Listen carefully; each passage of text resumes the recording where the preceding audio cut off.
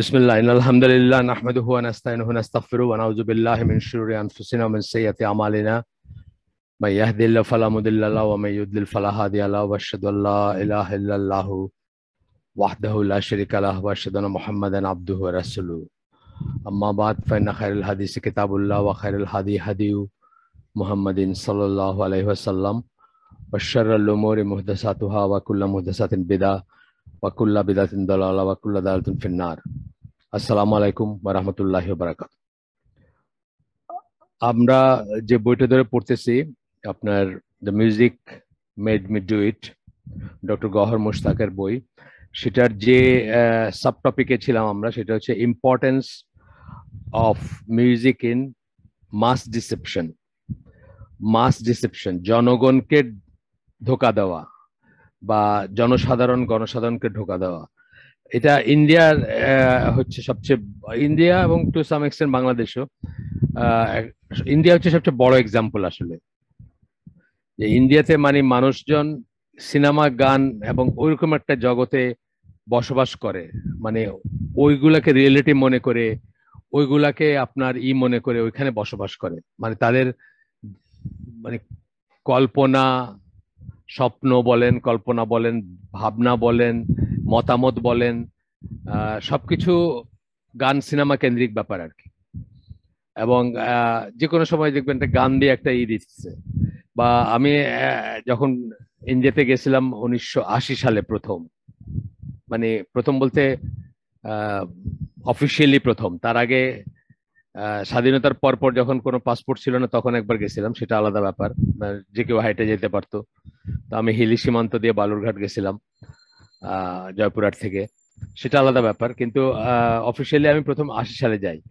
তো দেখলাম যে বৎসরের পর বৎসর একটা মুভি চলতেছে একটা হলে, কোন নাম করে একটা মুভি ধরেন, এবং সেটা দেখতেছে বাইরে হয়ে ওটার গানগুলা গুনগুন করতে করতে বাড়ি যেতেছে, আবার ওটার গানের বই কিনে নিয়ে যেতেছে। বাংলাদেশও ছিল এই ট্রেন্ডটা, যে সিনেমা হলের বাইরেই ওই সিনেমার, যে সিনেমাটা দেখে বাইরে এলো সেটার আপনার বইটা সিনেমা হলের বাইরে পাওয়া যাচ্ছে, এবং সেই বইটা কিনে গানগুলা গুনগুন করতে করতে বাড়ি যেতেছে। মানে একটা কল্পনার জগতে, একটা স্বপ্নের জগতে বসবাস, এটাই মাস ডিসেপশন। মানে রিয়েলিটির সাথে কোনো নাই। এই যে ইন্ডিয়ানদের সাথে যে ইন্ডিয়ানদের যে যুদ্ধের, মানে ওদের যে যুদ্ধ করা, পাকিস্তানিদের সাথে যুদ্ধ করা, মুসলমানদেরকে সাথে যুদ্ধ করা, সন্ত্রাসীদের সাথে যুদ্ধ করা, এগুলো সব ভিডিও গেমের মতো ব্যাপার আর কি। ওই সমস্ত শেপ আপ করে ওদের ওদের ধ্যান ধারণা বা ইমপ্রেশন শেপ আপ করে গান এবং সিনেমা। যাই হোক, এগুলো হচ্ছে মাস ডিসেপশন, মানে মানুষকে রিয়েলিটি ভুলায় রাখা। আর বিনোদন মানুষকে কি ভুলিয়ে রাখে ওগুলো তো আমরা বলি, মৃত্যু ভুলায় রাখা, রিয়েলিটি ভুলায় রাখা, বা ইচ্ছা মতো যে দিকে পরিচালিত করতে চায় কোন শক্তিশালী গোষ্ঠী বা রাষ্ট্রযন্ত্র, তারা সেইভাবে পরিচালিত করতে পারে যে সমস্ত টুলস দিয়ে। তার ভিতরে একটা হচ্ছে মিউজিক। এখানে অনেকটুকু আমরা পড়ছি। আমরা শেষ যে ইম্পর্টেন্ট পিটা পড়ছিলাম সেটা ছিল এরকম, যে the rulers, politicians and capitalists of the present age still hold the same mentality as Nadir ibn Haris. Nadir ibn Haris কে ছিল?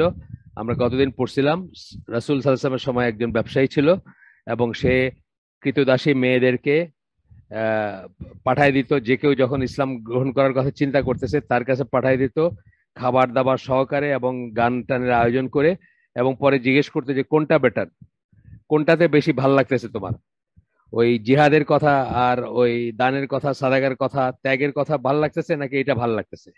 এইভাবে সে মানুষকে বিপদগামী করতো, ঈশ্বর থেকে, দিনের পথ থেকে, বা মুসলিম হওয়ার বা আল্লাহর পথে আসার থেকে করতো, বিপদগামী করতো।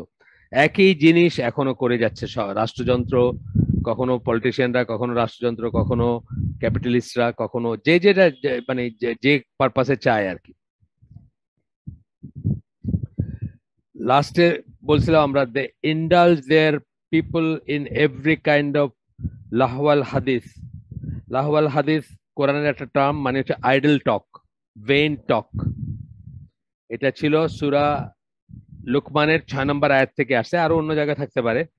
ভেইন টকে করে, দে ইন্ডালজ দেয়ার পিপল, মানে তাদের গণসাধারণকে তারা কি করে? অহেতুক কথাবার্তা, এখানে অবশ্যই এটা অর্থ মিউজিক, স্কলাররা বলছেন এটার অর্থ মিউজিক, বাট এটার অর্থ যে কোনো ধরনের অহেতুক কথাবার্তা। আপনি দেখবেন মানুষ একটা সিনেমা বা একটা নাটক দেখে বা একটা গান শুনে, তারপর সেটা নিয়ে আবার দিনের পর দিন আলোচনা করতে থাকে, ওই যে ওই সময় এরকম বললো না। ইভেন আমাদের ফ্যামিলি গুলাতেও তো এগুলো ছিল। এই যে এইসব দিনরাত্রি বা বহুব্রীহি মার্কা যে নাটকগুলো আমরা যখন সিনেমা দেখতাম, টিভি দেখতাম 2001-এর আগে, তখনকার যে গুলা ছিল, সেগুলো নিয়ে তো ধরেন আবার সেকেন্ড টাইম আলোচনা হতো, থার্ড টাইম আলোচনা হতো, বা on and on and on আলোচনা হচ্ছে যে আরে এইভাবে বললো, কি ফানি একটা কথা বললো, তারপরে এটা করলো, মানে এই যে ভেন টক এইগুলাতে আর কি করা।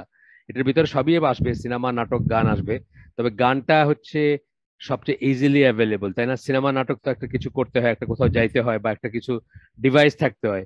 গান শোনার জন্য কিছু লাগে না, রাস্তায় বাইরে হয় বা চায়ের দোকানে বসলেই হয়, বা আপনার যে কোনো জায়গায়, মানে পথে ঘাটে সবখানে আছে। আচ্ছা, তো বলতেছেন যে ঠিক রোমানরা যেরকম তাদের সাবজেক্টদেরকে করতো, তাদের প্রজাদেরকে এই সমস্ত আপনার এন্টারটেনমেন্ট দিয়ে ভুলায় রাখতো, যাতে তারা বিদ্রোহ না করে, যাদের প্রশ্ন না করে, যাদের প্রশ্নবিদ্ধ না করে। এই যে আকাশ পাতাল তফাৎ শাসক এবং শাসিতের ভিতরে, সেই জন্য তারা ভুলায় রাখতো। এই একই জিনিস এখনো চলতেছে, ডিফারেন্ট ডিফারেন্ট নামে চলতেছে, এবং তার ভিতরে স্পোর্টসও আছে। আমরা গতদিন বলছি, আমরা আজকে যেখান থেকে শুরু করবো দেখেন, মানে যেখানে গতদিন শেষ করছিলাম সেখান থেকে ইনশাআল্লাহ শুরু করব। সেখানে বলতেছেন, it is the same method of rulers in every age. শাসকরাই একই মেথড, প্রত্যেক এইজে একই মেথড করে। আপনি দেখেন সৌদি আরবে এই জিনিসগুলো বন্ধ ছিল, কিন্তু আলটিমেটলি সৌদি আরবের রাষ্ট্রযন্ত্র দেখতেছে যে এইগুলা ইন্ট্রোডিউস না করে একটা জনগোষ্ঠীকে নিয়ন্ত্রণে রাখা, বা কাম রাখা, বা সন্তুষ্ট রাখা, বা তাদের ফেভারে রাখা ইজ ভেরি ডিফিকাল্ট। সুতরাং তারা আস্তে আস্তে এগুলো খুলে দিচ্ছে, এই বেনটকের জিনিস খুলে দিচ্ছে। সিনেমা হল খুলছে সৌদি আরবে, মেয়েদের রেসলিং হচ্ছে, তারপরে আপনার কি বলে কনসার্ট হচ্ছে, অ্যান্ড সো অন। তো বলতেছেন যে কি করে, amusing their subjects to death. অত্যন্ত বড় একটা কথা বলছেন, বিনোদন মানুষকে কি ভুলিয়ে রাখে। আমরা বলছিলাম যে আমার একটা একটা বইয়ের একটা অংশ, বাংলাদেশের মুসলিম সমাজে বিবাহ নারীবাদ, এই বইটার একটা একটা জায়গায় একটা ছোট্ট সাবহেডিং এর আন্ডারে ছিল এটা, বিনোদন মানুষকে কি ভুলিয়ে রাখে। বেসিক্যালি বিনোদন মানুষকে মৃত্যু ভুলায় রাখে। এবং আমি বলছিলাম যে একজন স্কলারের কথা বলছিলাম, উনি বলছেন যে মানুষ আসলে সমলাম্বলিজম একটা অসুখ আছে, মানে ঘুমের ভিতর মানুষ উঠে বাইরে যায়, হাঁটে, অথবা একটা কাজও করলো, পানি খাইলো, আইসা আবার শুয়ে পড়লো, কিন্তু তার কিছু মনে নাই, সে পুরাটাই ঘুমের ভিতর করছে। এটাকে বলে সমনম্বলিজম। তো ওই স্কলার বলতেছেন যে মানুষ আসলে স্লিপ ওয়াকিং এ আছে এখন, মানে জীবনটা চলতেছে স্লিপ ওয়াকারের মতো, ঘুমের ভিতরে সবকিছু চালাই যাচ্ছে। যখন মৃত্যু হবে তখন মানুষ জেগে ওঠে, অর্থাৎ মৃত্যুর পরে বা মৃত্যুর সময় সে রিয়েলাইজ করে, হায় রে, জীবনটা তো এমনি কাটায় দিলাম, জীবনটা তো এমনি চলে গেল, কিছুই মানে তখন সে রিয়েলাইজ করে যে জীবনটা এটার জন্য ছিল না, বা জীবনটা এই কাজের জন্য ছিল না, জীবনটা অন্য একটা পারপাস ছিল, কিন্তু জীবনটা তো শেষ হয়ে গেল, চলে গেল। এই ওই স্কলার বলতেছেন এটা আর কি, amazing their subject to death, subject to death. প্রজা সাধারণকে তারা কি মৃত্যু পর্যন্ত তাদেরকে, বা মৃত্যুর দ্বার পর্যন্ত পৌঁছায় দেয় তারা তাদেরকে, করতে করতে, মানে এন্টারটেন করতে করতে, অর্থাৎ বিনোদন দিয়ে ভুলায় রাখতে রাখতে রাখতে, বা বিনোদন দিয়ে ভুলে থেকে তারা মৃত্যু পর্যন্ত পৌঁছায় যায়। তো মানুষ, বিনোদন মানুষকে কি ভুলিয়ে রাখে, ওই লেখাটার ভিতরে প্রথম কথাটা হচ্ছে যে মানুষের সবচেয়ে বড় রিয়েলিটি যেটা, মানে যেটা আমি বলতেছিলাম গতদিন, যে আমাদের ইসে তো গণনা করা, ভবিষ্যৎবাণী করা, এগুলো তো হারাম জেনারেলি। আর যদি কোনো স্ট্যাটিস্টিক্যাল ভবিষ্যৎবাণী করেন তাহলে ইনশাল্লাহ বলবেন। একটা ভবিষ্যৎবাণী আল্লাহ নিজে করছেন, এবং আমরা যে কেউ নিশ্চিন্তে করতে পারি, সেটা যে প্রত্যেকটা মানুষ মারা যাবে, প্রত্যেকে মারা যাবে। আল্লাহ বলছেন, কোরআনের একাধিক জায়গায় বলছেন, সকল নফসকে মৃত্যুর স্বাদ গ্রহণ করতে হবে। তো প্রত্যেকটা মানুষ মারা যাবে, এটা মারা যাবে, এটা বলা যায়। মানে এটা হচ্ছে এমন একটা ভবিষ্যৎবাণী যেটা একেবারে চোখ বন্ধ করে যে কেউ করতে পারে, এবং এটা অতি অবশ্যই ফুলফিলড হবে, কারণ এটা আল্লাহর ভবিষ্যৎবাণী, মানুষের না অ্যাকচুয়ালি, বাট সেটাকে রিপিট করতে পারে কোনো মানুষ। অথচ বিনোদন কি করে, এই জিনিসটাকেই ভুলায় রাখে। কিন্তু গান বাজনা ভেন্টক কি করে, এই জিনিসটাকেই ভুলায় রাখে। আপনাকে মৃত্যু ভুলায় রাখা হচ্ছে এটার এক নাম্বার রেজাল্ট এবং পারপাস এবং এফেক্ট যদি আমি বলি তাইলে। এরপরে বলতেছেন the rulers who manipulate the media deliberately want to keep the public in the dark. এখনকার দুনিয়ায় আমরা বলি যে পোস্ট ট্রুথ এরা চলতেছে। তো শাসকরা যারা মিডিয়াকে ম্যানিপুলেট করে, মিডিয়াতে তাদের পছন্দ মতো বা তাদের উদ্দেশ্যের জিনিসগুলাকে করে, deliberately want to keep there public in the dark, এবং অন্ধকারে রাখতে চায়, এবং দুনিয়ার ব্যাপার তো অন্ধকারে রাখতেই চায়। আর ওই যে বললাম সবচেয়ে বড় যে অন্ধকারে রাখে সেটা হচ্ছে যে মৃত্যুর ভুলায় রাখে তাদেরকে। They want their subject to be drugged by any activity that keeps them away from proper contemplation of their life. Properly তাদের জীবনের যে তাদের জীবন নিয়ে যে কন্টেমপ্লেট করবে, কেন আসছি, এই জীবনের উদ্দেশ্য কি, কোথায় যাচ্ছি, কি করতেছি এখানে, এইগুলা সহ শাসকদের বিভিন্ন কাজ নিয়ে যে প্রশ্ন তুলবে বা চ্যালেঞ্জ করবে, এই সমস্ত কিছু থেকে ভুলায় রাখা হয় জাস্ট পোলাপানরা যেরকম একটা চকলেট দিয়া বা একটা খেলা দিয়ে আমরা ভুলায় রাখি, বা অনেকে ভুলায় রাখেন, বা মা মা হয়তো আমাদের যখন খাওয়াইতেন তখন কি করে, আমি মনে আছে আমার ভাই বোনদের, আমার মা যখন খাওয়াইতেন, ও একটা গল্প তুললেন, মানে ওই অমুক জায়গার, মানে তো ওইদিকে মন চলে গেল, তারপরে সে খাইতে শুরু করলো, বা সে আর জ্ঞান জ্ঞান করা বন্ধ করে দিল একটা গল্প শুনতে শুনতে। ভুলায় রাখা যেটাকে বলে। শাসকরা এই বড় বড় বাচ্চাদেরকে, অর্থাৎ তাদের সাবজেক্ট প্রজাসাধারণকে, শাসকরা বা রাষ্ট্রযন্ত্র বা যারা ম্যানিপুলেট করতে চায়, শুধু শাসকরা শাসকরা তাই না, আপনাদের এই নামগুলো নিশ্চয়ই শুনছেন, ফ্রিমেশন, তারপরে আপনার ওই ইলুমিনাটি, এইসব নামগুলো শুনছেন না? যদিও এগুলোর কনস্পিরেসি থিওরি আছে অনেক, সবকিছু যে সত্যি তা না, সত্যির সাথে মিথ্যা মিশে আছে, বাট দেয়ার আর পিপল যারা সারা দুনিয়াটাকে ম্যানিপুলেট করতে চায়, নিয়ন্ত্রণ করতে চায়। তারা কিন্তু এই সমস্ত বিনোদন ইন্ডাস্ট্রি গুলো তাদের দখলে, হলিউড তাদের দখলে, এই যে ইহুদিরা, বিশেষ করে ইহুদিরা, বা যারা ফ্রিমেশন, যারা ইলুমিনাটের পিছনের ছায়া ছায়া মানুষ যেগুলা, বা যারা ডার্ক ইসে থাকে, মানে যাদের চেহারাটা কখনো দেখা যায় না কিন্তু তারা পৃথিবীর সমস্ত সুতা টানাটানি করে, তারা কিন্তু এই সমস্ত জিনিসের মাধ্যমে মানুষকে ভুলায় রাখে। এবং দেখবেন এই ইন্ডাস্ট্রি গুলো সব তাদের দখলে, মিউজিক বলেন, হলিউড বলেন, বলিউড বলেন, এগুলো সব তাদের দখলে। People become so busy trying to join in on the media created activities such as music and singing, sports and the like. স্পোর্টসও কিন্তু তার ভিতরে, স্পোর্টস তার বাইরে না। আমরা অনেকে মনে করি আহা স্পোর্টস তো একটা সুস্থ বিনোদন, মোটেই না। আমরা আগের দিন বলছি, আবারও বলতেছি, আবারও বলবো দরকার হলে, যে স্পোর্টস কিন্তু মোটেই এই এই রেঞ্জের বাইরে না। স্পোর্টস এসেনশিয়ালি এটারই একটা এক্সটেনশন, শরীর প্রদর্শন। এক্সেপশনাল আছে, যদি যেগুলো ধরেন আর্চারি বা ইসলাম যেগুলোকে করে, যেগুলা রিয়েল লাইফে কাজে লাগে। আর্চারি বলতে তীরের যে প্র্যাকটিস করা, অথবা জিমন্যাস্টিক, যেটা ফিজিক্যাল ফিটনেসের জন্য দরকার, যেটা সৈনিকদের দরকার বা যুদ্ধের জন্য দরকার, বা মানে ইসলাম তো নিজের দিন এবং নিজের মানে দিন ভিত্তিক দেশ যদি হয়, সেই দেশের জন্য আমাদেরকে সেই দেশের সীমানা রক্ষা করা, এগুলো সব তো রাষ্ট্রীয় দায়িত্ব, এবং কি বলে মানে ধর্মীয় দায়িত্ব, মাফ করবেন, ধর্মীয় দায়িত্ব। যদি সেই দেশটা ইসলামের দেশ হয়, সেই দেশটা মুসলিমের দেশ হয়, মানে ইসলামিক পয়েন্ট অফ ভিউ থেকে, মুসলিম পয়েন্ট অফ ভিউ থেকে, মুসলিম দেশের সীমানা এই এই করা, পাহারা দেওয়া বা সেটা এই করা, এটা অত্যন্ত সওয়াবের কাজ। তো সেই জিনিসগুলোর জন্য যে এক্সেল করার জন্য যা যা লাগে, যেটা বললাম আর্চারি বললাম, আজকের দিনে তো রাইফেল শুটিং হইতে পারে, বা পিটি ফিজিক্যাল ট্রেনিং বলতে যা আসে সেটার ভিতরে জিমন্যাস্টিক আসতে পারে, বা অন্যান্য ফিটনেসের জিনিসগুলো আসতে পারে, 7 মাইল দৌড়ানো, 9 মাইল দৌড়ানো, আছে নাকি কি সব, এগুলো আসতে পারে। কিন্তু আহ, ওগুলো ছাড়া যে মানে কমার্শিয়ালি যে সমস্ত জিনিসকে উপস্থাপন করা হয়, মিলিয়ন্স এন্ড বিলিয়ন্স অফ ডলারে যেগুলার ভিডিও সম্প্রচার বিক্রি করা হয়, এগুলা সবই এসেনশিয়ালি হচ্ছে শরীর প্রদর্শন। সেটা আগেও বলছি, আমরা আবারও বলতেছি, আপনারা একটু একটু একটু সুস্থ মাথায় চিন্তা করলে দেখবেন কি এগুলা। মানে 1970s বোধহয়, লেট 70s ঢাকার মাঠে ইরাকি ফুটবলারকে মানে 20-30 হাজার মানুষের সামনে গলা জড়ায় ধরে বাঙালি মেয়ে চুমা খাইছে ঢাকায়। এইটাই হচ্ছে শরীর প্রদর্শন বলতে আমি যা বোঝাইছি। শরীর প্রদর্শনের এফেক্ট হলো এটা আর কি। হ্যাঁ, আপনারা জানেন হয়তো, এটা ফেমাস খুব ঘটনা ছিল তখনকার জন্য, খুব শকিং ছিল ঘটনাটা। এটা মানে ছবিগুলা সব যারা যা করে আর কি, যাদের কাছে আপনার খবর হচ্ছে কমিউনিটি, একটা ছবি দিয়ে তারা টাকা কামায়, সেই সব সাংবাদিকরা মানে মানে ফাস্টেস্ট পসিবল ওয়েতে ওগুলাতে, পেপার গুলাতে দিচ্ছে, মানুষে দেখছে আর কি। তো এগুলা হচ্ছে সবসময় এটা ছিল। এখন একটু সুগার কোটেড, বা এখন একটু সফিস্টিকেটেড, এখন একটু এই কথাগুলা বললে মুখ চাওয়াচাই করবো আমরা, যে কি বলে এগুলা, মানে এত সুন্দর খেলা, এত ডিসিপ্লিন খেলা, এত এত মানে নিপুণ শিল্পকর্ম খেলার ভিতরে, এই খেলাকে এরকম বলতেছে, কিন্তু আসলে এটাও তাই আর কি, আসলে শরীর প্রদর্শন। এবং it goes back to the base instinct, যেটা ওই গ্ল্যাডিয়েটর, এরিনার গ্ল্যাডিয়েটর যেরকম তারা যুদ্ধ করতে করতে একজন আরেকজনকে মাইরে ফেলবে সেই রক্ত দেখে উল্লসিত হইতো, তাদের ওই যে কলোসিয়াম বলে আর কি, স্টেডিয়ামের মরকজ যেসব জায়গা হইতো রোমানদের ইসে, ওই জিনিস মদ খাইতে খাইতে মেয়েরা শীষ দিত, চিৎকার করতো, ওই একই জিনিস এখানে, মানে একটু ফর্মটা খালি আলাদা, একটু সফিস্টিকেটেড, কিন্তু ব্যাপার একই। যাই হোক, আমরা আগাই একটু। তো বলতেছে যে so that they can have fun, that they miss the really obvious question about their very being.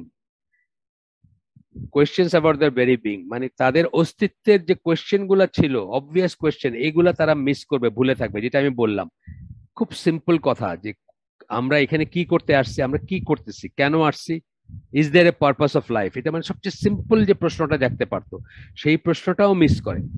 আমি আপনাদেরকে বলছি বোধহয়, কাউকে কাউকে বলছি, বা কেউ কেউ হয়তো জানেন, যে এই যে হাবল টেলিস্কোপ, যেটা হাবল স্পেস টেলিস্কোপ, যেটা যেটার পরে মানে অ্যাস্ট্রোফিজিক্স বা অ্যাস্ট্রোনমি যেটাকে বলি, নট অ্যাস্ট্রোলজি, অ্যাস্ট্রোনমি যেটাকে বলি, বা অ্যাস্ট্রোফিজিক্স এর পুরা কনসেপ্ট রাত দিন চেঞ্জ হয়ে গেছে। মানুষ যেভাবে ইউনিভার্সকে দেখছে এইভাবে আর কোনোদিন দেখে নাই এই টেলিস্কোপটা পাঠানোর পরে। এই প্রজেক্টের ছিলেন একজন মহিলা, আমি জানি উনি বেঁচে আছেন কিনা, আমি যখন দেখছি তখন ওনার 90+ বয়স। তো ওনাকে জিজ্ঞেস করছে যে আপনি এগুলো কেন করলেন, আপনাদের জীবনটা এটার পিছনে কাটাই দিলেন, সারাটা জীবন আপনি এই কাজ করে কাটাই দিলেন, মানে এই স্পেসকে কিভাবে দেখা যায়, আরো আরো বেশি করা যায়, আরো বেশি রহস্য উদ্ঘাটন করা যায় বা জানা যায়। তখন উনি বলছেন যে খুব সিম্পল কথা, কোথা থেকে আসছি আমরা, কোথায় যাচ্ছি, কেন আসছি, কি করতেছে, মানে এই যে কথাগুলো আমি বললাম, এই প্রশ্নগুলো মানুষের, যে কোনো রেশনাল মানুষের, যাকে আল্লাহ মানে মানুষ হিসাবে সৃষ্টি করছেন, তার মাথায় জায়গাটাই স্বাভাবিক। যেটা আমরা আগে বলছি আপনাদের, যে একটা দ্বীপে মানে সেই আপনার ধরেন আপনার 1000 সামথিং এ লেখা, বা 1100 সামথিং এ লেখা, আমি এক্স্যাক্টলি ভুলে গেছি, 1100 হইতে পারে, 1000 থেকে 1100 মানে ইংলিশ ইয়ার যেটা, সেটাতে লেখা হাই ইবনে ইয়াকজান, যেটা কথা অনেকবার আমি বলছি, ইবন তুফাইলের, সম্ভবত 1100 সামথিং এ লেখা। তো মানে রবিনসন ক্রুসো 700 বছর আগে লেখা, আমি বলছিলাম আপনাদের। রবিনসন ক্রুসো হচ্ছে 1700 সামথিং এ করা। সো 1100 সামথিং এ লেখা, বা 1000 সামথিং এ লেখা, 1000 সামথিং হইতে পারে, আমি শিওর না। তো আমার কাছে একটু একটু কনফিউশন লাগতেছে আমার। তো ওই সময় লেখা হাই ইবনে ইয়াকজানে কি বলছেন, যে একটা মানুষকে যদি একটা মানে এটার থিমটা কি ছিল, একটা একটা আইল্যান্ডে যদি রেখে দেওয়া হয়, একটা দ্বীপে, আইসোলেটেড, আর কোনো মানুষ নাই, এবং তাকে যদি ফ্রি চিন্তা করতে দেওয়া হয়, ইভেনচুয়ালি সে বুঝবে যে এই পৃথিবীর একটা পারপাস আছে, তার নিজের একটা পারপাস আছে, একজন সৃষ্টিকর্তা আছেন, এবং সবকিছু সমন্বিত, মানে এই নেচারের বা প্রকৃতির সবকিছু সমন্বিত, মানে আল্লাহ সেগুলোকে টাইড আপ করে দিয়েছেন, সমন্বয় করে দিয়েছেন। এইটা কিন্তু এমনি বুঝবে মানুষ ফিতরাত থেকে, provided he has the chance to think অথবা কন্টেম্পলেট।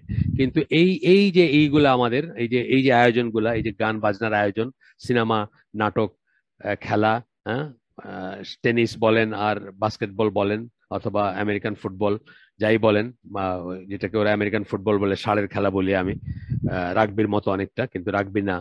তো ওই এই জিনিসগুলা সবই কিন্তু কি করে আপনাকে আপনার সেই এই প্রশ্নগুলো ভুলায় রাখে। Questions about the very being, being মানে আপনার অস্তিত্ব, আপনি কেন আসছেন, কি করতেছেন এখানে, লাইফের পারপাস কি, খালি কি জন্তু জানোয়ারের মতো খাইলেন খাইলেন, সন্তান প্রডিউস করলেন, মারা গেলেন, এটাই কি আপনার purpose? People become addicted to bread and circuses, ওই খেলাগুলোর নাম, ওই যে যে খেলার আয়োজন করতো, তামাশার আয়োজন করতো রোমানরা প্রজা সাধারণকে ভুলাই দিতে। তো বলতেছেন যে আজকের ব্রেড, ওইগুলোর নাম ছিল ব্রেড অ্যান্ড সার্কাসেস আর কি, ওইগুলোর নাম ছিল, যেটা ট্রান্সলেশন আর কি, ব্রেড অ্যান্ড সার্কাসেস।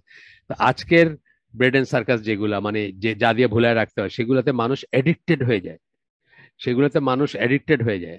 আমি আপনাদের অনেক আগে বলছি, অনেক আগের কথা, এখন তো টেলিভিশন দেখে না কেউ, যখন দেখতো তখন বলতেছিল যে আমার এক ফ্রেন্ড ইংল্যান্ডে একটা বাসায় গেছে, তো ওই দিন ওই খুব নাম করা একটা হয়, মানে সিরিয়াল হয় একটা সময়, ওই সময় একটা ফ্যামিলি বাইরে ছিল আর কি, মানে একটা ফ্যামিলি ড্রাইভ করতেছিল, তো তারা নিয়ারেস্ট ফ্রেন্ডের বাসায় গিয়া আশ্রয় নিছে যে ওইটা যেন মিস না করে সেই জন্য, এবং সেই সূত্রে বহুদিন পরে তারা ওই বাসায় গেছে। তার মানে লাইফটা হলো ওইগুলার ভ্যারিয়েবল, ওই সমস্ত এন্টারটেনমেন্টের ভ্যারিয়েবল। আজকে এইটা আছে, কালকে ওইটা আছে, আজকে সপ্তাহের কি বার, ও আচ্ছা আচ্ছা আচ্ছা বুধবারে তো এটা আছে বা বৃহস্পতিবারে এটা আছে, এই ধরনের জিনিসগুলা। এখন হয়তো এগুলার ইটা চেঞ্জ হয়েছে, কিন্তু ব্যাপার একই রয়ে গেছে। হয়তো মিডিয়ামটা চেঞ্জ হয়েছে, এখন হয়তো কেউ টেলিভিশন আর দেখে না, অথবা মানে নর্মাল টেলিভিশন দেখে না, মানে আমি বলছি বিটিভির হয়তো আর দিন নাই এখন। এখন তারা ওই 40 চ্যানেল, সেগুলাতে কোনটা কি দেখাবে, বিদেশি চ্যানেলগুলো সবই তো অ্যাভেলেবল এখন, কোনটা কি দেখাবে এগুলা মুখস্থ চার্ট করা আছে, কোনটা না দেখলেই নয়, সেই হিসাবে তাদের জীবনটা আবর্তিত হয়। তো বলতেছেন যে so much that they waste their time in frivolous pastimes.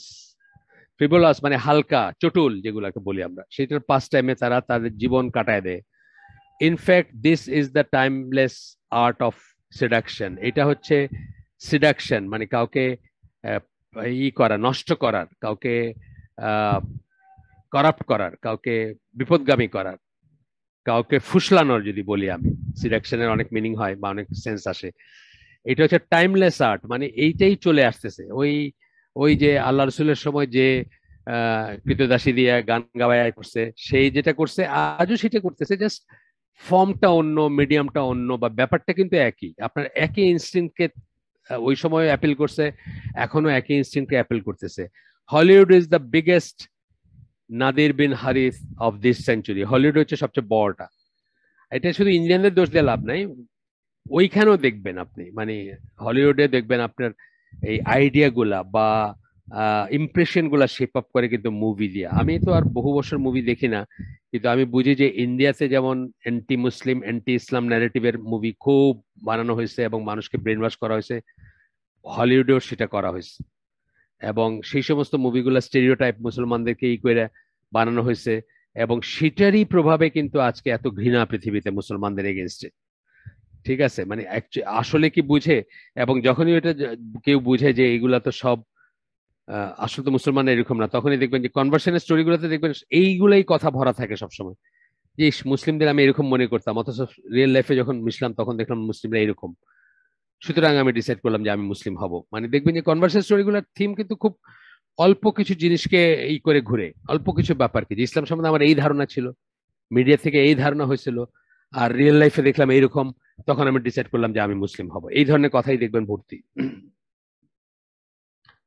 তো বলতেছে যে হলিউড হচ্ছে সেই বিগেস্ট এখনকার, যারা ওই মানুষকে দিন থেকে, ইসলাম থেকে, জীবনের উদ্দেশ্য, জীবনের অভিষ্ট, জীবন নিয়ে চিন্তা করবে, কেন আসছি, কোথায় যাচ্ছি, কি করতেছি এখানে, এগুলা থেকে ভুলায় রাখে বা সরায় রাখে।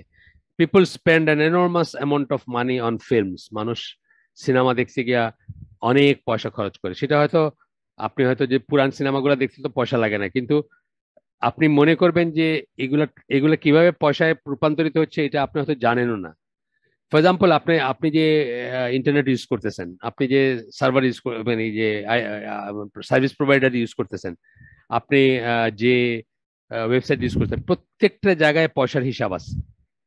এবং এই পয়সাগুলা দেখবেন যে ছোট্ট পয়সাই, হয়তো হয়তো একটা যারা পয়সা আর্ন করেন, নাম করা স্পিকার হোক, নাম করা এন্টারটেইনার হোক বা হোক, ইউটিউব থেকে যারা করেন, খুবই কম, হয়তো তারা 10 পয়সা পান একবার কেউ করলে। কিন্তু যখন এইটা 1 মিলিয়ন ভিউজ বা 2 মিলিয়ন ভিউজ, তখন 10 পয়সাকে মাল্টিপ্লাই করেন, দেখেন কি দাঁড়ায়, তাই না? মানে এগুলা অনেক সময় আমরা হিসাব করতে পারি না যে কিভাবে পয়সার হচ্ছে, মানে হাত বদল হচ্ছে কিভাবে গেল। তো মানুষ অনেক পয়সা খরচ করে, আর যেগুলো সাবস্ক্রাইবার আছে যেমন নেটফ্লিক্স বা ওই ধরনের যেগুলো পয়সা দিয়ে করতে হয়, সেগুলো তো করেই। আর ওয়েস্টার্ন ওয়ার্ল্ডে তো সেগুলা তো পয়সা ছাড়া, যেটা বলবে যে পয়সা দিয়ে দেখতে পারে, পয়সা দিয়ে দেখতে পারে, পয়সা ছাড়া দেখার কোনো রাস্তা নাই।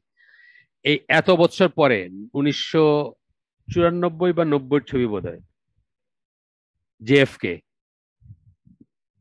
জন এফ কেনেডি, যেটা আর কি, যেটাকে একটা দলিল ধরা হয়, অনেক অনেক কথা আছে ওইখানে, যাই হোক। সেই ছবিটা এত বছর পরে একজন আমাকে বলতেছিলেন যে ফ্রি দেখার চেষ্টা করতেছিলেন, এত বছর পরেও সেটা ফ্রি দেখার কোনো সহজ রাস্তা নাই, সেটাকে পয়সা দিয়ে দেখতে হবে। মানে পয়সার কোন একটা ব্যাপার আছে, সেটা নেটফ্লিক্স হোক বা অন্য কিছু হোক, যেখানেই হোক পয়সা দিয়ে দেখতে হবে তাকে, মুভি সাবস্ক্রিপশন যেগুলোতে আসে। তো এইভাবে আর কি মানুষ এনর্মাস অ্যামাউন্ট অফ মানি এগুলাতে খরচ করে, টাকা পয়সা খরচ করে। আর হলে গিয়ে দেখলে তো করেই, হলের দেখাটা যদি আস্তে আস্তে কমে যাচ্ছে, which are in fact the লাহওয়াল হাদিস, বা অন এ গ্র্যান্ড স্কেল। লাহওয়াল হাদিস মানে ভেইন টক, হ্যাঁ, বাজে কথা, অসার কথা, মিনিংলেস কথা, অর্থহীন কথা, যেগুলোতে কোনো লাভ নাই। The film Titanic is one of the most expensive films of this এরা। তার যুগের কথা বলতে হয়, আমাদের যুগ আর কি, ধরেন সবচেয়ে ই এক্সপেন্সিভ ছবিগুলার একটা টাইটানিক। এটা আমার যুগ শেষ হইতে হইতে বোধহয় ওই সময়কার ছবি সম্ভবত। আমি ছবিটা দেখি নাই, কিন্তু আমি জানি যে এটা কত ছিল। আহ 285 মিলিয়ন ডলার। হ্যাঁ, $285 মিলিয়ন। 285 মিলিয়ন মানে 85 মিলিয়নে হচ্ছে 8.5 কোটি। তাইলে 28.5 কোটি ডলারের 28 কোটি, 28,50,00,000 ডলারের ছবি। The theme of this movie is a love story that is, if you indulge in some love before marriage, you become a hero. এটার থিমটা কি? একটা ভালোবাসার গল্প। সেই ভালোবাসা কি? এক্সট্রা ম্যারিটাল বা প্রিম্যারিটাল লাভ, যেটা ইসলামে অবশ্যই হারাম। আমরা কিন্তু ওইভাবে চিন্তা করি না কখনো। একটা হারাম জিনিস দেখতেছি, ওইটাকে অ্যাপ্রিসিয়েট করতেছি, ওইটার জন্য ওইটার সাথে কাঁদতেছি, ওইটার সাথে হাসতেছি। মানে আমাদের আমাদের আমাদের আত্মাটা, আমাদের সেলফটা আমরা কার হাতে দিলাম? রিমোট কন্ট্রোলটা কার হাতে দিলাম? কাফেরের হাতে, মুশরিকের হাতে। যারা এগুলো ছবি বানায় তারা তো আর আপনার আপনার দিনে বিশ্বাস করে না। তাদের মূল্যবোধ, তাদের ক্রাইটেরিয়ন বা ক্রাইটেরিয়া, বা যেসব দিয়ে তারা বিচার করে সত্যাসত্য, ঠিক ভুল, সেগুলো তারা আপনার সাথে মিলে না। তার হাতে তুলে দিচ্ছি কিন্তু আমরা এই ব্যাপারটা। আচ্ছা, আর এটার থিমে এটা কি দাঁড়ালো যে বিয়ের আগে যদি প্রেম করতে পারেন আপনি একটা হিরো হয়ে যান, মানে আপনি বিরাট কিছু আর কি। অথচ এটা পুরো জিনিসটা হারাম মুসলমানদের জন্য, তাই হওয়ার কথা ছিল। Music played a central role and very critical role in conveying this message in the movie. Music খুব একটা সাংঘাতিক রোল প্লে করে, যেটা নিয়ে আমরা কথা বলবো এরপরে, যে মিউজিকের কি রোল মুভিতে।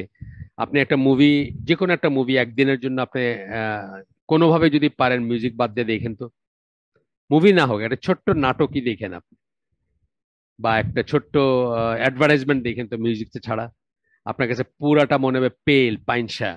বিকজ আসলে ওই মেসেজটাকে আপনার ভেতরে প্রবেশ করায় হচ্ছে মিউজিকের পথ ধরে। মিউজিক দিয়ে দেখবেন আপনি একটা করুণ সুর বাজায় আপনাকে করুণ ফিল করাবে, একটা মানে খুব উত্তেজনাকর মিউজিক দিয়ে আপনাকে আনন্দিত করবে। মানে প্রত্যেকটা ইস্যুর সাথে আপনার মুড তৈরি করবে। এটা আসবে পরে, যাই হোক আমরা পরে পড়বো আবার। It is little wonder that the Celine Dion song from Titanic, My Heart Will Go On, won many musical awards. ওইখানে বোধহয় সেলিন ডিয়ন ছিল। সেলিন ডিয়ন আমার যুগের পরের, বলতে গেলে উনি বোধহয় ক্যানাডিয়ান ফ্রেঞ্চ বা এরকম কিছু। এখনো আছেন কিনা বা গান গান কি সমস্যা হয়েছিল, খুব বড়সড় কোনো অসুখ হয়েছিল as far age I know. তো তার একটা গান ছিল টাইটানিকে, এখানে বলতেছেন, যেটা আমি শুনি নাই বা আমার জানা নাই।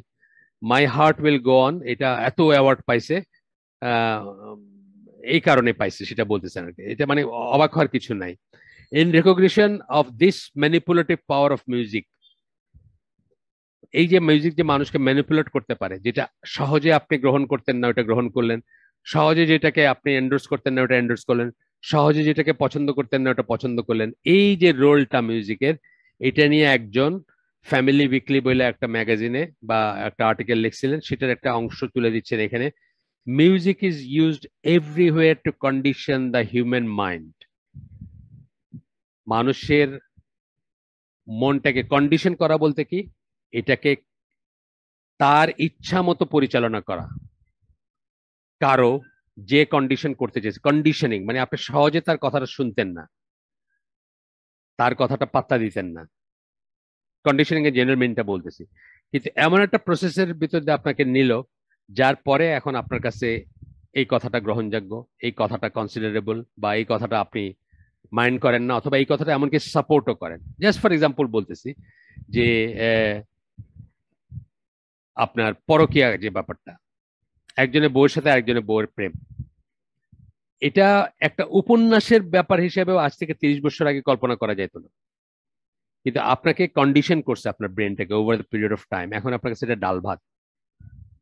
বাংলাদেশে নাটক আছে পরকীয়া থিমের, বাংলাদেশের নাটক আছে ছাত্র টিচারে প্রপোজ করতেছে, মেয়ে টিচারকে ছেলে ছাত্র প্রপোজ করতেছে, বাংলাদেশের নাটকের থিম। এগুলো কল্পনা করা যেত না। এইটাই হলো কন্ডিশনিং। আপনাকে এমন একটা প্রসেসের ভিতর দিয়ে নিচে নিচে যে আপনার কাছে এখন এটা ডাল ভাত, আপনি এটা কিছু মাইন্ড করেন না, আপনি এটা কিছু মনে করেন না, আপনি এটাকে থিমই মনে করেন যে আচ্ছা ঠিক আছে, গল্প তো কত গল্পই তো হয়। গল্প কত ধরনের গল্প, কত জাতের, আমরা লায়লা মজনু শুনছি, শিরি ফরাদের গল্প শুনে ছোট থেকে বড় হয়েছি, আরো কত জনের গল্প। এইটাও একটা গল্প আর কি, আরেকজনের বউয়ের সাথে একজনের প্রেম, তো কি হয়েছে, একের সাথে সে দুই বিছানায় শুইতেছে, তো কি হয়েছে। মানে আপনাকে কন্ডিশন করে, এটাই এটাই কন্ডিশনিং, আপনার ব্রেনের কন্ডিশনিং হচ্ছে এটাই। যখন আমরা কন্ডিশনিং কথাটা বলি তখন এইটা মেন করি আর কি। আচ্ছা, তো বলতেছে music is used everywhere to condition the human mind. মানুষের মনকে এক চ্যানেলাইজ করার জন্য, একটা পার্টিকুলার লাইনে পরিচালনা করার জন্য, পরিচালিত করার জন্য মিউজিক বা বাজনার ব্যবহার করা হয়। It can be just as powerful as drug. Drug যেমন একটা জিনিস যেটা আদারওয়াইজ যে জিনিসটা কল্পনা করা যাইতো না, সেই জিনিসটা খুব স্বাচ্ছন্দ্যে ঘটতে পারে। যে মেয়েটা তার ভার্জিনিটিকে বা তার জীবনের চেয়ে বেশি মূল্যবান মনে করতো, তাকে যখন ডোপ করলেন আপনি, সে হামাগুড়ি দিয়ে কারো বিছনায় যাচ্ছে এবং একাধিক জনের বিছনায় একসাথে যাচ্ছে। আপনার ওই যে প্রম যেগুলা হয়, এই যে পার্টি গুলা হয় ইউএস ইসে, নবীন বরণ মার্কা আর কি, ধরেন নবীন বরণ দিয়ে আমি বোঝাচ্ছি আর কি, ইউএস ইউনিভার্সিটি গুলাতে আপনার দেখেন কিভাবে তারা মেয়েদেরকে ডোপ করে, মদ খাওয়ায়া হয়তো একসাথে 10 জনের, এক রাতে 10 জনের সাথে সে শুইলো আর কি। এই জিনিসগুলা আদারওয়াইজ কল্পনা করা যাইতো না, কিন্তু ড্রাগের মাধ্যমে যেভাবে মানুষকে এইসব জিনিস করাইতে মানে সমর্থ হয়, বা মানুষ এসব জিনিসের সহজে পাড়া দেয় বা সহজে এই ট্র্যাপে পড়ে, মিউজিক হচ্ছে একটা জিনিস যার মাধ্যমে মানুষ এইসব ট্র্যাপ গুলাতে পা দেয় বা এইসব জিনিসগুলা ইজিলি করতে পারে। Just as powerful as drug and much more dangerous. ড্রাগের সমান পাওয়ারফুল এবং মাচ মোর ডেঞ্জারাস। ডেঞ্জারাস কেন, বিপজ্জনক কেন? কারণ এটা ইনসিডিয়াস, অর্থাৎ এটা সন্তর্পণে আসে। অনেক বাবা মা হয়তো তার ছেলেকে বা মেয়েকে প্রথম মিউজিক্যাল রেকর্ডটা কিনে দিছে, বা মিউজিক শোনার যন্ত্রটা কিনে দিছে, বা MP3 প্লেয়ারটা কিনে দিছে, বা মোবাইল ফোনটা কিনে দিছে, বা আরো যেটা যে সময় যেটা ছিল আর কি। আমাদের সময় একটা ছিল, এখন আটটা। আমাদের সময় হয়তো এটা ক্যাসেট রেকর্ডার বা আপনার রেকর্ড ছিল, আজকে হয়তো সেটা একটা মোবাইল ফোন, যেটাতে মাল্টিমিডিয়া প্লেয়ার আছে বা ইত্যাদি আছে। ড্রাগ কিনে দিবেন একটা বাবা মা, কিন্তু হয়তো বাবা মা মনে করছে আচ্ছা দেই না একটা, এটা কি আছে শুনুক না, মানে গান শুনলে কি হয়। বা ফর এক্সাম্পল আমার বাবা মা তো কখনোই আমাকে নিষেধ করেন না গান শুনতে, কখনোই নিষেধ করেন না। বরং আমার নজবিল্লাহ, আল্লাহ তাদেরকে মাফ করুন, আমার কোনো ই নাই, অভিযোগ না, অভিযোগ হিসাবে বলতেছি না, ইনফরমেশন হিসাবে বলতেছি, কখনোই তো নিষেধ করেন নাই। আমি তো ওপেনলি গান শুনছি, আমি তো লুকায় শুনি নাই গান। আমার বাসার প্রথম রেডিওটা কে কিনছে? আমার আব্বা কিনছেন, সেটাতে আমি গান শুনছি। আমার আব্বা তো জীবনে কোনোদিন আমাকে নিষেধ করেন, কোনোদিন নিষেধ করেন, কোনোদিন বলেন নাই যে এটা শুনতে হয় না, শুনো না। তাহলে কি এই যে ব্যাপারটা, এটা কি ড্রাগের বেলায় প্রযোজ্য না? একটা একটা সিগারেট খেলে তো আমার বাবা আমার দিকে তাকাইতেন মানে ঘাড় বেঁকায়। আর যদি সিগারেটের চেয়ে বাড়তি কিছু হইতো, গাঞ্জা বা চরস বা ওই ধরনের প্রশ্নই ওঠে না, ঘর থেকে বাইর করে দিতেন, তাই না? কিন্তু মিউজিক থেকে মনে করতেছে যে আচ্ছা ঠিক আছে, এটা টলারেট করা যায়, এই জন্য এটা আরো বেশি ডেঞ্জারাস। এই জন্য কিন্তু ডেঞ্জারাস বেশি। আমরা অনেক সময় বলি না যে বেদাতটা অনেক সময় শিরকের চেয়ে বেশি ডেঞ্জারাস, বিকজ শিরক মানুষ খুব ইকুয়েশনটা খুব সহজ, বোঝাই দিলেই বুঝবে, ও আচ্ছা এটা ঠিক না, এটা শিরক। কিন্তু বিদাতের ইকুয়েশনটা কিন্তু সহজ না। তার কারণ বিদাত যখন কেউ করে তখন সে কিন্তু ভালো মনে করেই করতেছে, সে মনে করতেছে আমি তো ভালো কাজটাই করতেছি, সমস্যা কি? তো যাই হোক, এটা এটা আপনাদেরও খেয়াল করার ব্যাপার যে কোনো একটা জিনিস অ্যাপারেন্টলি আপনার কাছে লেস ডেঞ্জারাস মনে হওয়া মানে যে সেটা লেস ডেঞ্জারাস তা না আর কি। আপনি হয়তো জানেন না যে এটার সুদূর প্রসারী ইফেক্ট কি। Because nobody takes music manipulation very seriously. এই যে বললাম, আমি এই কথাটা পড়ার আগেই বলছি, পড়ছি তো আগে, পড়ে গেছি আমি, হোমওয়ার্ক করছি আগে, কিন্তু আমি কথাটা বলছি আমার নিজের লাইফ থেকে, যে আমার আব্বা আম্মা কথা, আমার আব্বা আম্মা কোনো দিন আমাকে রেডিও শুনতে না করে। আমাদের সময় রেডিওই ছিল। আমার আমার আব্বার সংসারে ক্যাসেট রেকর্ডার একদম লাস্টের দিকে আসছে। কিন্তু আহ, আমরা যখন বড় হচ্ছি, আমরা যখন স্কুলে কলেজে পড়ি, আমাদের বাসায় ক্যাসেট প্লেয়ার বা রেকর্ড প্লেয়ার ছিল না। রেডিওই ছিল। রেডিওতে এনাফ শোনা যাইতো। ইন্ডিয়ান ইন্ডিয়ান শিল্পই তো হইলো এটা। ইন্ডিয়ানরা সারা পৃথিবীর মানুষকে এই শিল্প দিয়ে নষ্ট করতেছে। হ্যাঁ, নারী আহ, নারী মাংসের শিল্প এবং গান বাজনা ইত্যাদি দিয়ে নষ্ট করে সারা দুনিয়ায়। আপনি দেখবেন এই যে আরবি আরব দেশের যে শেখ গুলা, মানে শেখ বলতে আমি বোঝাচ্ছি নট স্কলার্স, মানে নামে শেখ যেগুলা আর কি, বড় লোক যারা, তাদের ভিতর পাতি বড় লোক যেগুলো, ওগুলা মৌজ করতে ইন্ডিয়া আসে। যেগুলার বেশি পয়সা আছে ওগুলা মোনাকোতে যায় বা প্যারিসে যায়। কম পয়সা আছে যেগুলার, ওগুলা ইন্ডিয়া আসে কিন্তু। কারণ ইন্ডিয়াতে এই শিল্পটা সবচেয়ে ফ্লারিশিং এবং সারা দুনিয়ায় ওরা এটা সাপ্লাই দিয়ে থাকে। গান বাজনা সিনেমা মেয়ে মানুষ এগুলার সাপ্লায়ার সারা দুনিয়াতে, তারা সারা দুনিয়া তাদেরকে রেকগনাইজ করে এইসব ব্যাপারে। তো যেটা বলতেছি মিউজিক্যাল ম্যানিপুলেশন কেউ সিরিয়াসলি নেয় না, এটার জন্য এটা বেশি dangerous. Those who control the media are well aware of the power of music to bring about mental disturbance. যারা মিডিয়া কন্ট্রোল করে তারা মিউজিকের পাওয়ার সম্বন্ধে অবগত, কিভাবে মানুষের চিত্তকে বিচলিত করা যায় এবং অন্য পথে পরিচালিত করা যায় তা খুব ভালো করে জানে। They know that music can be used as an indoctrination tool by penetrating minds and controlling mental faculties. Indoctrination আমরা বলি, ইন্ডক্ট্রিনেশন বলি না, যে মানে ধরেন কথার কথা, চায়না এখন উইগর মুসলিমদেরকে ইন্ডক্ট্রিনেট করতে চেষ্টা করতেছে। হ্যাঁ, স্কুল মার্কা খুলছে, ইনস্টিটিউট মার্কা খুলছে, যেগুলো আসে খবরে আর কি, বন্দি করছে তাদেরকে, বন্দি করে তাদেরকে ওই কমিউনিজমেরই পড়াইতেছে, অ্যান্টি ইসলাম অ্যান্টি ভ্যালুস গুলোর উপরে দিনের পর দিন গানর গানর করতে করতে করতে করতে তাদের ব্রেনটাকে ওয়াশ করার চেষ্টা করতেছে। এই প্রসেসটাকে আমরা বলি ইন্ডক্ট্রিনেশন প্রসেস। দিনের পর দিন আপনি একটা দাওয়াত দিতেছেন, দিতে দিতে একদিন একদিন মানুষ মনে করবে আরে তাই তো, বা মানে জীবনটা ওয়েস্ট করে দিলাম, এত মৌজ আছে জীবনে, এত আনন্দ করার আছে, কি সব পাইনসা কথা শুনতে শুনতে খালি কোরআন হাদিস আর জাহান্নামের কথা, আর খালি মানে কি কৃচ্ছতার কথা, খালি দানের কথা, খালি সাদাকার কথা, খালি উপাস থাকার কথা, খালি জীবনটাকে খালি ডিপ্রাইভ করতে করতে জীবন শেষ করে দিলাম, এনাফ হয়েছে, এখন জীবনটা এনজয় করে লই। একদিন হইতেই পারে আপনার শুনতে শুনতে শুনতে শুনতে একদিন আপনার এটা মনে হইতে পারে যে জীবনটা একটু এনজয় করে নেই। এই ইন্ডোক্ট্রিনেশন প্রসেস যেটা বোঝায়, টুল বাই পেনিট্রেটিং মাইন্ডস, কি করে মনের ভিতরে ঢুকে, কি ঢুকে, মিউজিক ঢুকে ইন্ডোক্ট্রিনেট করে আপনাকে, অ্যান্ড কন্ট্রোলিং মেন্টাল ফ্যাকাল্টিজ, এবং আপনার মেন্টাল ফ্যাকাল্টিজ গুলাকে কন্ট্রোল করে। মেন্টাল ফ্যাকাল্টিজ কি? চিন্তা, ভাবনা, কল্পনা, এগুলো হলো মেন্টাল ফ্যাকাল্টিজ, তাই না? চিন্তা করেন আপনি, ভাবনা করেন, কল্পনা করেন, স্বপ্ন দেখেন, যে কোনো জিনিস কি আমরা আগে মনের ভিতরে আগে স্পেশাল এবিলিটি বলি আমরা, যে কোনো একটা জিনিস আমরা আসলে কিন্তু মনে মনে এনেক্ট করি। এমনকি একজন কারোর সাথে সিরিয়াসলি একটা কথা বলতে যাবো, ধরেন কালকে আমার একটা ইন্টারভিউ আছে যেখানে আমার জীবন মরণ, মানে জীবন মরণ তো আর কিছু হয় না, তারপরেও মানে সকল জীবন মরণ ব্যাপার, মানে এই চাকরিটা আমার চাই চাই। তা আমি কি করি, আমি মনে মনে এটার ইন্টারভিউ কিন্তু একবার বাসায় দিয়ে দিই, আমার কি কি জিজ্ঞেস করতে পারে, আমি এই জিজ্ঞেস করতে পারে, ওই জিজ্ঞেস করতে পারে, এগুলো আমি একটা রিহার্সাল টাইপের দেই, অজান্তেই দেই, অটোমেটিক্যালি দেই আমি। এইগুলো হচ্ছে মেন্টাল ফ্যাকাল্টির কাজ। এই সমস্ত কিছুকে আপনার মিউজিক দিয়ে যেদিকে প্রবাহিত করতে চাবে, যেদিকে নিতে চাবে সেদিকে নিতে পারবে, বা নিতে নিতে পারে বা নেয় তারা, যারা এগুলো নিয়ে করে কাজ করে।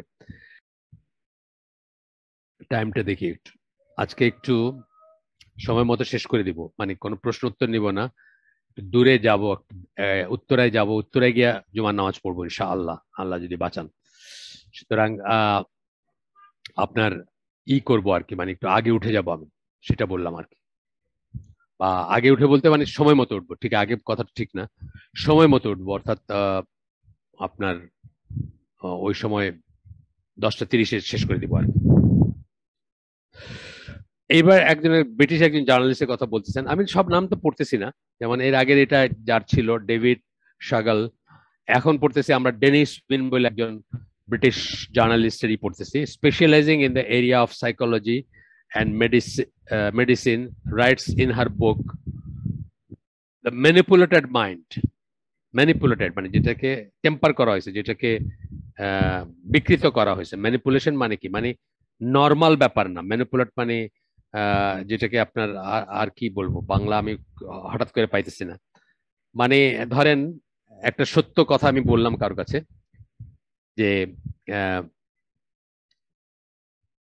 উদাহরণস্বরূপ কালকে বাসায় এই লোকটা আসছিল, এসে একটা ইনডিসেন্ট প্রস্তাব করছে, প্লেনলি বললাম সত্য কথাটা, আর ম্যানিপুলেট করলাম কি, প্লেনলি বললাম না, এটাকে ঘুরায় পেঁচায় এমন ভাবে বললাম, কথা একটু উদাহরণ দিচ্ছি জাস্ট, যে একটা খারাপ কাজও আপনার কাছে অত খারাপ আর লাগলো না, এইটাই হলো ম্যানিপুলেট করা, তাই না? ঘুরায় পেঁচায় বলা বা ই করা, ঘুরায় পেঁচায় কিছু একটা করা, বা একটা যা সেটা অ্যাপিয়ার না করায় কিছু একটা করা। তো বলতেছেন দ্য ম্যানিপুলেটেড মাইন্ড, মানে যে মনটাকে নাড়াচাড়া করা হয়, বিকৃত করা হয়, চেঞ্জ করা হয়, যে মন বলতে এখানে মন, চিন্তা শক্তি, ব্রেইন, সবকিছুই। তারপরে বলতেছেন, বইয়ের নাম শেষ হয় না এখনো, ব্রেন ওয়াশিং, কন্ডিশনিং এন্ড ইনডক্ট্রিনেশন। সামান্য সামান্য তফাৎ আছে হয়তো এই কথাগুলোর ভিতরে, বাট মোটামুটি ভাবে একই কথা। দ্যাট আর থ্রি এলিমেন্টস, কি বলছেন?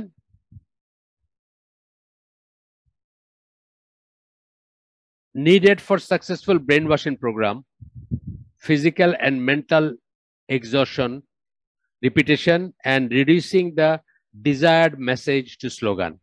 তো বলতেছেন যে ম্যানিপুলেটেড মাইন্ড, এই বইতে ব্রেন ওয়াশিং, কন্ডিশনিং, ইন্ডক্ট্রিনেশনের কথা বলতে হচ্ছে তিনটা জিনিস দরকার হয় ব্রেন ওয়াশিং এর প্রোগ্রাম করতে, মানে এইসব করতে, যেগুলোর কথা উনি বলছেন এগুলো করতে। সেগুলা কি? একটা হচ্ছে ফিজিক্যাল এন্ড মেন্টাল এক্সজশন, আপনাকে ফিজিক্যালি এবং মেন্টালি টায়ার্ড করে দেওয়া বা টায়ার্ড অবস্থায় নেওয়া। যেটা হয় যখন রিপিটেটিভ কথা শুনেন আপনার, তখন এক ধরনের হিপনোটিক এফেক্ট হয় আপনার উপরে। হ্যাঁ, রিপিটেটিভ কথা শুনতেছেন, একই কথা বারবার বলতেছেন, প্রথম বাংলাদেশ আমার শেষ বাংলাদেশ, বুঝছেন না? অথবা এই ধরনের যে জিনিসগুলা, বা আরো আছে না, আমি বলছিলাম না যে বাংলাদেশ আমার বাংলাদেশ, একটা গানের কথা বলছিলাম না? মানে কি কথাটা বারবার আপনার ইসে যাবে, আপনার আপনার মাইন্ডটা এক ধরনের এক্সস্টেড হয়ে যাবে, টায়ার্ড হয়ে যাবে, আপনি সারেন্ডার করবেন কথাটা। এক সময় আপনি কথাটার কাছে সারেন্ডার করবেন বা মেসেজটার কাছে সারেন্ডার করবেন, আপনি সেটাকে আর রেজিস্ট করতে পারবেন। রেজিস্ট করে যে নিজের একটা মতামত থাকবে, সেটা আর আপনার থাকবে না। তো বলতেছেন কি, তিনটা এলিমেন্ট দরকার হয় এইসবের জন্য, ব্রেন ওয়াশ করতে অথবা কন্ডিশনিং করতে অথবা ইন্ডক্ট্রিনেশনের জন্য তিনটা ইসের দরকার হয়। প্রথমটা কি বলতেছেন? ফিজিক্যাল অ্যান্ড মেন্টাল এক্সজশন, শারীরিক এক্সজশন, মেন্টাল এক্সজশন, দুইটাই।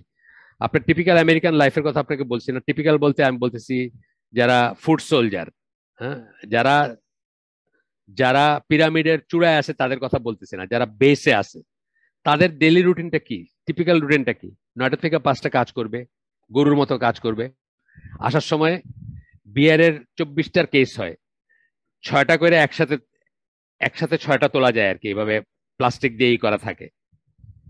তো ওই 6টার একটা নিয়ে আসবে বাসায় 5টার সময় যখন ফিরতেছে। বউ হয়তো চলে গেছে আরো কারোর সাথে অথবা অন্য কোথাও, সেপারেশন, ওদের তো মানে সেপারেশন ছাড়া, ডিভোর্স ছাড়া বিয়ে পাওয়া খুব মুশকিল। আমার মনে আছে একজন গায়িকা লিন্ডা রনস্টেড 25 বছর এক স্বামীর ঘর করছেন বলে ওনাকে স্পেশাল ই দেওয়া হয়েছিল, স্পেশাল ওনাকে রিসেপশন দেওয়া হয়েছিল। 25 বছর তারা একত্রে থাকছেন, এক স্বামীর ঘর করছেন, কি সাংঘাতিক কথা। তো আমাদের দেশে এটা এখনো পর্যন্ত নিউজ না, তবে আমাদের ছেলেদের জেনারেশনে তো আমার মনে হচ্ছে নিউজ হতে যাচ্ছে। মানে যেভাবে ইসলামী সার্কেলে আমি দেখতেছি বিয়ে শাদী ভাঙতেছে ফেসবুকের কারণে, পরকীয়ার কারণে, বা সাইড লাইনে দোস্তাইনের সাথে গল্প করার কারণে। তো আমাদের পরের জেনারেশনে হয়তো এটা একটা নিউজ হবে। লিন্ডা রনস্টেড 25 বছর ঘর করছেন, যেভাবে নিউজ, আমাদের পরবর্তী জেনারেশনে তো নিউজ হবে। আমাদের জেনারেশন এখনো নিউজ না। আমার জানা মতো আমার বন্ধু বান্ধব, আমার সার্কেলে আমার যারা আছে, কেউ কারো কারো লাইফে ডিভোর্স নেই, আমি যাদেরকে চিনি। ও একজনের আছে মনে পড়ছে বলতে বলতে, কিন্তু ইউজুয়ালি আমার মানে আমাকে অন্তত আমার সাথে যারা উঠে বসে তাদের কারো লাইফে নাই। যার কথা বলতেছি সে দূরের, মানে তার সাথে আমার দেখা হয় না গত 30 বছর হয়তো, কিন্তু পরিচিত আর কি। যাই হোক, বন্ধু বান্ধব ছিল এককালে। তো যাই হোক, আর হয়তো এটা নিউজ থাকবে না। তো আবার ফিরে আসি আমি, যে ফিজিক্যাল, যেটা বললাম যে বিয়ার নিয়ে এসে বসবে, পয়লাই রিমোট দিয়ে টিভিটা অন করলো, সোফাতে বসলো। অবভিয়াসলি আপনি ধরে নিতে পারেন যে সে একটু ওবেস টাইপের, একটু মোটা, খায় শুধু বার্গার বুর্গার খায়, নিয়ে আসছে হয়তো ফাস্ট ফুড কোনো একটা খাওয়া, ঘরে তো কেউ রান্নার নাই, সে নিজেও রাঁধবে না। তো 6টা বিয়ার নিয়ে আসছে, একটা একটা করে সিপ করতে শুরু করলো, আর ওই টেলিভিশনে গার্বেজ দেখতেছে। ওই গার্বেজ গুলা তার মিডিয়া, তার তার কিন্তু কন্ডিশন, সে কিন্তু exhausted physically, mentally exhausted, because তার অনেক সমস্যা, তার বউ চলে গেছে, তার মেয়ে আরেকজনের সাথে থাকে কোথাও, ছেলে এইটা করছে, মানে অনেক সমস্যা বা অনেক কিছু আছে। বসলো, একটা একটা করে বিয়ার সিপ করতেছে, ওই টেলিভিশনে যেটা দেখতেছে ওটা গিলতেছে। এই করতে করতে 6টা বিয়ার শেষ হইতে হইতে সে হয়তো একসময় জানেও না কখন ঘুমায় পড়ছে। তারপরে হয়তো ভোর 6টায় বা 7টায় ঘুম ভাঙছে, তো এইগুলোকে তড়াক করে লাফ মেরে উঠে গোসল টোসল করতেছে 9টার সময় আবার অফিসে যাওয়ার জন্য। টিপিক্যাল লাইফ আর কি, আমেরিকান ম্যাঙ্গো পিপলের লাইফ বলতেছি, মানে যারা 9 to 5 কগিনে মেশিন, যারা মেশিনের দাঁতের মতো, যাদের জীবনটা ঘুরে তাদের কথা বলতেছি। তবে ইরা না আর কি, মানে সুতা টানাটানি যারা করে পিরামিডের উপরে যারা, তারা তো এগুলাকে, মানে বিল গেটস ধরেন, সে তো মানুষকে ম্যানিপুলেট করে, সে তো মানুষকে এইভাবেই করে। এই যে নিয়ে যেসব কথা বাইরে আসতেছে, আপনার কি নাম, এই যে এই করোনা ভ্যাকসিন নিয়ে যেসব কথা বাইরে আসতেছে, ভয়ঙ্কর কথা, যদি আপনি এটার 5%কে যদি পাত্তা দেন, তাহলে পৃথিবীটা তো মানুষ স্যাক্রিফাইস করে দিচ্ছে টাকার জন্য। মানুষ কত মূল্য এটা আসে যায় না, টাকা কটা কফারে আসলো সেটা হচ্ছে ইম্পর্টেন্ট জিনিস। যাই হোক, আমরা আবার একটু আগাই। তো বলতেছেন যে একটা কি, ফিজিক্যাল এন্ড মেন্টাল এক্সজশন, রিপিটেশন, একই জিনিস বারবার রিপিট করে, তখন আপনার ওই যে বললাম হিপনোটিক এফেক্ট হয় আপনার, আপনি আর আর এটাকে রেজিস্ট করতে পারেন না, কথাটা আপনার ভিতরে ঢুকে যায় এবং আপনি করতে পারেন না। আরেকটা কি, আরেকটা বলতেছেন যে 3টা এলিমেন্টের ভিতর থার্ডটা হচ্ছে reducing the desire message to slogan, এবং এটা একটা স্লোগান বানায়, যেটা ক্যাচ ফ্রেজ বানায় দেওয়া, আপনার মুখে মুখে যাবে, মুখে মুখে যাবে, তাই না? আমার ভোট আমি দিব, যাকে খুশি তাকে দিব, স্লোগান বানায় দিছে একটা। অত্যন্ত ইসলামিক কথা কিন্তু এটা, ও চিন্তা করে না কেউ, মুসলমানরা ভালো মুসলমানের চিন্তা করে, বলে বা এটা কত সুন্দর, রাইট অফ ভোট এক্সারসাইজ করতেছে, কিন্তু আসলে কি ঠিক জিনিসটা? এটার পেছনের কথা কি, আমার শরীর আমি দিব, যাকে খুশি তাকে দিব, মাই বডি ইজ মাইন, একটা স্লোগান আছে না, দেখেন না, মানে আমার শরীরটা আমার, মি টু, যেরকম একটা স্লোগান বানাই দিস, বা এই ধরনের জিনিস। আমি ভুল সূত্রের কথায় যাচ্ছি না, বা ঠিক বেঠিক বা ভালো মন্দের কথায় না গিয়েই বলতেছে। ইন্ডক্ট্রিনেশন যে সবসময় খারাপই হবে এমন না, অনেক সময় ভালো একটা কজের জন্য হইতে পারে, বা একটা একটা ভালো পারপাসের জন্য হইতে পারে। যেমন মিটু যে এটার অনেক খারাপ দিকও থাকতে পারে, কিন্তু একটা ভালো দিকও আছে, যে অন্তত তারা সিস্টেমের এগেনস্টে দাঁড়াইতে শিখতেছে বা বলতে শিখতেছে। মানে আমরা তো মনে করি ওদের সিস্টেম গুলোতে কোনো ফ্ল নাই, ওদের সিস্টেমের ভিতরে শুধু শুধু ফুল ফুল আর কি বলবো, মানে ফুলের সজ্জা আর কি সব। কিন্তু এইগুলার মাধ্যমে আমরা বুঝি যে কি ধরনের ফ্লড তাদের সিস্টেম। এই যে কয়দিন আগে আমরা একটা ভিডিও দিছি না গ্রুপে, ওই মেয়েদের রাইট নিয়ে আরবি ভাষায়, যেটার সাবটাইটেল আছে ইংলিশ, দুইটা দিছি, ইনফ্যাক্ট প্রথম একটা দিছি, আরেকটা দিছি। তো এগুলো একটু ডিফিকাল্ট, কিন্তু এগুলো অত্যন্ত রিচ। ডিফিকাল্ট কেন, এটা শুধু আরবি ভাষায়, তো এটাকে আপনাকে সাবটাইটেলস দিয়ে দেখতে হবে, কিন্তু অত্যন্ত রিচ কন্টেন্ট। কিন্তু একটু সময় নিয়ে যদি দেখেন, স্পেশালি যদি মেয়েরা দেখেন, অত্যন্ত হয়। তো এরপরে এরপরে আপনার একটু যাই আমরা, repetition, reducing the desired message to slogans, desired উদ্দিষ্ট যে মেসেজটা, ওটাকে স্লোগানে রূপান্তরিত করলেন। when we look at music and singing, all three elements are there. এখানে তার এই স্লোগানের এসে তার বক্তব্যটা শেষ হয়ে গেছে, বইয়ের বক্তব্য না, বইটা যে বইটা থেকে সেটা শেষ। এখনকারটা হচ্ছে এই লেখকের বক্তব্য, গহর মোশতাকের।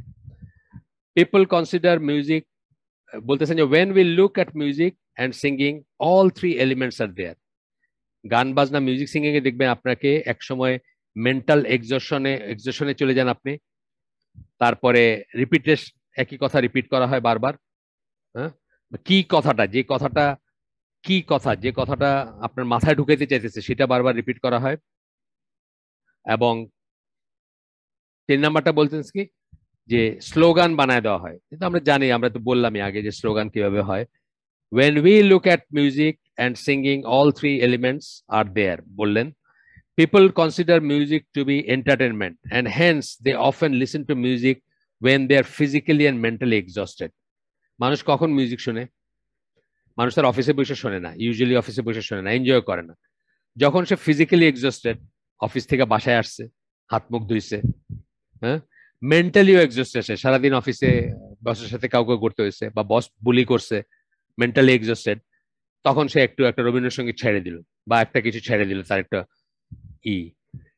there is repetition in the lyrics, আমি আগেই বলছি লিরিক্স এসে, song, and the message are presented in very concise form, এবং কনসাইজ ফর্মে মানে একেবারে ছাক্কা কথাটা আপনার মাথায় ঢুকাই দেওয়া হলো, which is quite similar to slogan, স্লোগানের মতো করে ঢুকাই দেওয়া হলো, ছাক্কা কথাটা বারবার আসলো, বারবারই করলো।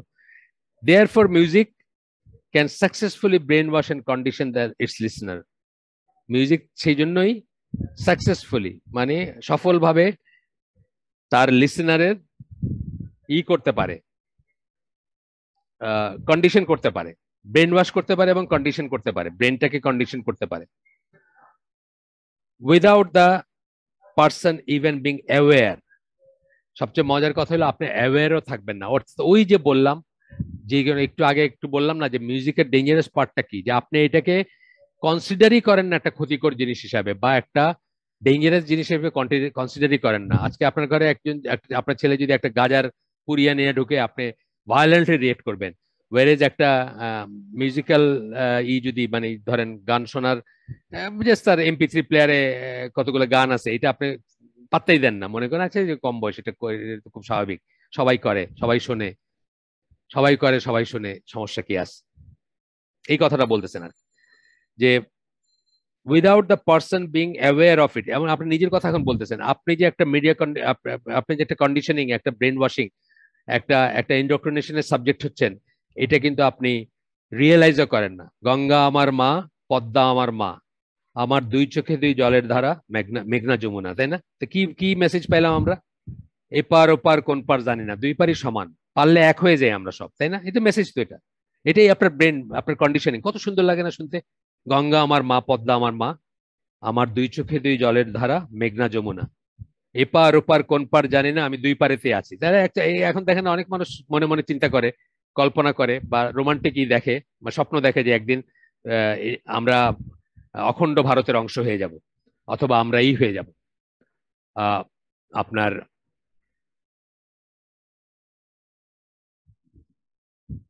when we look at গেল আমাদের, আমরা অনেকবার বলছি, আমি শেষ করে দিই, সুবহানাকাল্লাহুম্মা বিহামদিকা আশহাদু আল্লা ইলাহা ইল্লা আনতা আস্তাগফিরুকা ওয়া আতুবু ইলাইক। আমরা যে শুনলাম তার ভিতরে ভালো কিছু শুনে থাকলে সমস্ত প্রশংসা আল্লাহর, আলহামদুলিল্লাহ। খারাপ কিছু শুনে থাকলে সমস্ত ব্যর্থতা আমার, এবং সেটা শয়তানের তরফ থেকে। আল্লাহ আমাদেরকে তৌফিক দিন যা ভালো শুনলাম তার উপর আমল করার। আসসালামু আলাইকুম রহমতুল্লাহ বারাকাতুহু।